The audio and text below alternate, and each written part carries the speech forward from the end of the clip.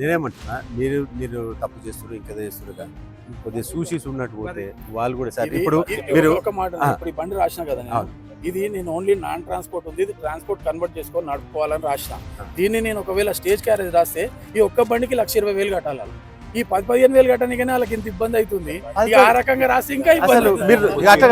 అందుకనే నేననేది ఏంటంటే మీరు ఈడి వరకు వచ్చారు కదా, ఒకసారి కమిషనర్ పోతాను, నేను ఎట్లానే పోతా, నేను పోతా. నా ఒక రిక్వెస్ట్ ఏంటంటే, ఇప్పుడు మీరు రాసిన ఫైన్లు అలా బండి అమ్ముకుంటే కూడా రావే పైసలు. నిజంగా 20,000 ఉన్నది. బండి ఎంత ఖరీదు ఉంటుంది? 30,000 కూడా కొన్నాడు. అవుట్ ఆఫ్ ద రూల్ అనేది రాయలే. అవుట్ ఆఫ్ రూల్ క్లారిటీ ఏమంటున్నంటే, మీరు అందరు కన్వర్షన్ చేయించుకోండి, వాళ్ళు కన్వర్షన్ చేయించుకోవాలా. కన్వర్షన్ చేసుకుంటే ప్రాబ్లం ఏంటి? ట్రాన్స్పోర్ట్ కన్వర్షన్ చేయించుకోండి. ఎవరు కూడా ఆర్డర్ చెప్పండి. నేను ఇంత దూరం కూడా రావడము కేవలం ఈ ఆటో డ్రైవర్ల ముఖాలు చూసి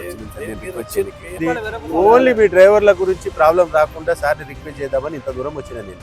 మనం దాని మీదే అడుగుదాం, దాన్ని అడుగుదాం. నేనేం చేస్తున్నా అంటే, డైలీ రెండు రోజులకు ఒక స్కూల్, మొన్న పబ్లిక్ స్కూల్ రాసిన, దాని తర్వాత శ్రీ సాయి స్కూల్ రాసిన, దాని తర్వాత సెయింట్ జోసెఫ్ రాసిన, ఇవాళ చైతన్య కాలేజ్ రాసిన ఈ మోడర్న్ బేకరీ దగ్గర. రేపు ఇంకోటి చెప్తున్నా, నేను జాన్సన్ గ్రామర్ దగ్గర రేపు వెళ్తా, ఎల్లుండి డిపిఎస్ దగ్గరికి వెళ్తా, అది కూడా చెప్తున్నాను. ఎందుకంటే